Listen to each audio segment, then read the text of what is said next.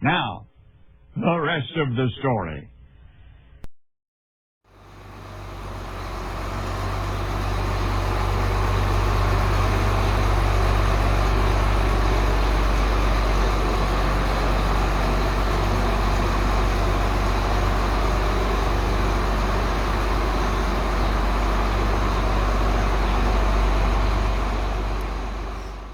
Well, they're going to be cell phone videos until I get the new cards in for my cameras. My cards didn't overwinter very well. So I'm going to do a little bit of an update on the USB plugins quick, and then I'll show you guys what's going on with the planner. Saturday, I made the comment that I had a great idea with the 46 about, you know, hooking this into that power strip, and then it made more sense that I just do that with the rest of the tractors too. Largely because when I told Ryan that I was gonna remove the cigarette lighter plug-in, whatever, for the 82 and the 46, well, not anymore. Ryan actually protested that because he uses that for an FM transmitter to get the audio from his phone onto the tractors. So you guys are gonna be blinded by the light, but what we did, I'm gonna flip you around. The 46, which we installed this power strip on for planting, the 82 and the combine all have this power strip. Now if you want to buy one, just go to your local dealer and give them that number and they'll get you one. But what we did is we have the plug-ins for this power strip, and all you do is, takes two hands to plug it in, but just do that, plug it in, and then you have power. I mean, all this is just your standard USB plug, but Dad, Ryan, and I all have different power cords for our phones. I mean, Ryan runs the dreaded iPhone. I run Android, of course, you know, superior piece of equipment. Dad's phone, I believe that runs on Steam. No, I can't make fun of him for it because actually he has an older Android smartphone. I have people my age that are running flip phones yet. So the planter is in the shed. I'm gonna do the best I can here with my cell phone. I'm gonna be honest with you, the GoPro would actually make this a lot easier. We're going through, took all the boxes off. You can see them on the floor behind me. We got the seed boxes and the insecticide boxes. I'm gonna flip you around. The insecticide boxes, we take them off every year. It's no big deal, but we haven't actually used the insecticide boxes in probably 3 going on 4 years now. I believe this will be the 4th season.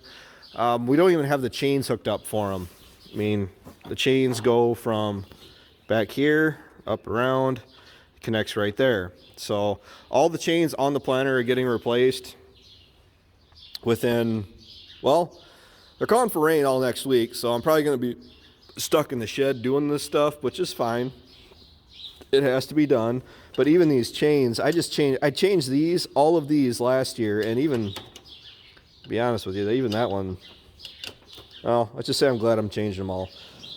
But as far as the insecticide goes, there's nothing that we can put down with the granular insecticide boxes that we can't put down as a liquid directly onto the seed.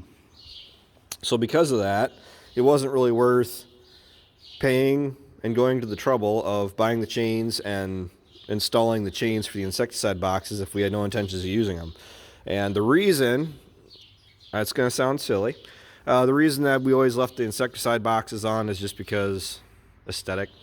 I like the way it looked. I really prefer the way the corn planter looks with the insecticide boxes on the back, and it seems so I'm the one that's taking them on and off all the time. It really didn't bother me. But here's the thing. All the seed boxes, which are currently set up for planting corn, those are the finger pickups, or the finger units. The bean cups are what have to be swapped out because I've pretty much decided it's worked so well for the last 2 years planting beans first that I would rather keep going that route, because largely beans can take more abuse. They can take the cold soil better than corn can. And then if it's nice enough out where you could be running, you could be planting and seed bed prep, but it's just not quite right where you would really like to be planting corn, you can plant beans. Beans will take it.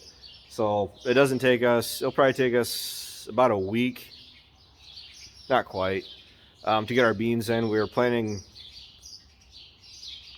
significantly more than we were in the past couple of years. So I'm actually going through, and on all the seed boxes, I already have the seed box extensions ordered. As a matter of fact, they're almost here.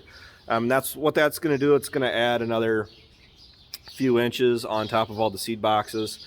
It allows you to carry a little bit more seed, and a little bit goes a long ways, especially when you're putting down 140,000 seeds to the acre. That it chews through seed really quick, and fewer pit stops the better. Why are we not doing the 3-bushel boxes where, where the boxes are the whole length of the unit and they can hold so much more seed?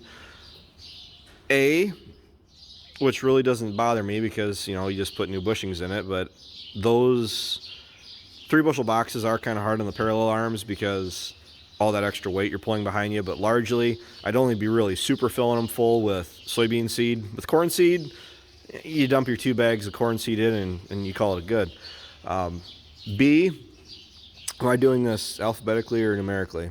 Okay, so number 2, my plans for this corn planter are to eventually, and we've talked about it a lot in the last couple of years, doing the hydraulic downforce, the electric drives, switching over to vacuum.